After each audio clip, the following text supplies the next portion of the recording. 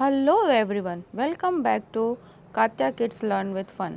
कात्या kids learn with fun में आपका स्वागत है। और इस वीडियो में हम बात करेंगे सर्वनाम, उसकी परिभाषा, उसके भेद और उसके उदाहरण के बारे में। वीडियो शुरू करने से पहले एक रिक्वेस्ट आप सबसे, मेरे चैनल को लाइक शेयर और सब्सक्राइब करना न भूलिए। सर्वनाम किसे कहते हैं? जिन शब्दों का प्रयोग संज्ञा के स्थान पर किया जाता है उन्हें सर्वनाम कहा जाता है।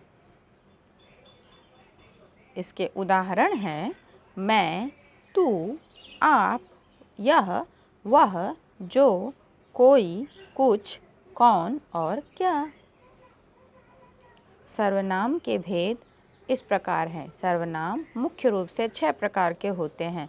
पुरुषवाचक सर्वनाम, निजवाचक सर्वनाम,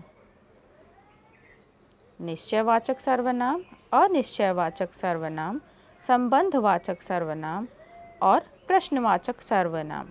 तो ये तो रहे सर्वनाम के भेद। चलिए अब इनको एक एक करके हम पढ़ते हैं।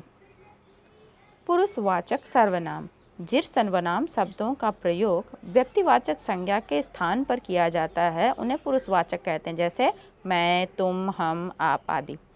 निजवाचक सर्वनाम, जो सर्वनाम शब्द स्वयं के लिए प्रयुक्त होते हैं उन्हें निजवाचक सर्वनाम कहते हैं, जो खुद के लिए होते हैं, जैसे स्वयं, आप, खुद, अपने आप। निश्चयवाचक सर्वनाम, जिन सर्वनाम शब्दों से किसी निश्चित व्यक्ति या वस्तु का बोध होता है उसे निश्चयवाचक सर्वनाम कहते हैं। यह, वह, ये सब उसके उदाहरण हैं। अनिश्चयवाचक सर्वनाम, जिन सर्वनाम शब्दों से किसी निश्चित व्यक्ति या वस्तु का बोध नहीं होता है उन्हें अनिश्चयवाचक सर्वनाम कहते हैं, जैसे कुछ, किसी का, किन्हीं ने, किन्हीं को, कोई। संबंधवाचक सर्वनाम, जिस सर्वनाम से वाक्य में किसी दूसरे सर्वनाम से संबंध ज्ञात होता है उन्हें हम संबंधवाचक सर्वनाम कहते हैं, जैसे जो सो, जो बोया सो काटा, वैसा वाला। प्रश्नवाचक सर्वनाम, जिन सर्वनाम से वाक्य में प्रश्न का बोध होता है उसे प्रश्नवाचक सर्वनाम कहते हैं, जैसे कौन, कहाँ, क्या और कैसे। कुछ सर्वनाम शब्द ऐसे भी होते हैं जिन्हें संयुक्त सर्वनाम की कोटि में रखा गया है, जो कोई, सब कोई, कुछ और कोई न कोई, ये सब सर्वनाम शब्द भी आते हैं। हमारा वीडियो देखने के लिए आप सबका धन्यवाद।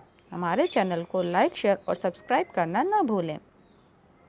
इसी तरीके से अन्य वीडियो के लिए हमारे साथ जुड़े रहिए, देखते रहिए Katya kids learn with fun. Thanks for watching.